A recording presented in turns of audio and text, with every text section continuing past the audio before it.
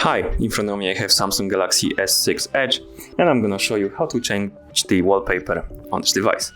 Let's start by opening the settings. To do it, tap on the apps right here to open the app menu, and here tap on settings to open the settings. In settings, let's tap on wallpapers and themes, allow some permissions, and here we have wallpapers. Let's tap on view all,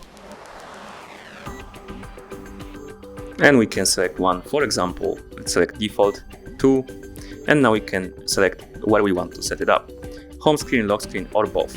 Let's select home screen and allow some permissions, then tap. You can also select motion effect if you want, and then you can tap set as wallpaper on the bottom. Now let's go back to home screen. As you can see, the wallpaper changed. You can also press and hold on the middle of the screen or on the free space on the screen. And when this menu appears, we can tap on wallpapers and themes. Again, view all. Here select one you like. Home screen. You can select motion if you want.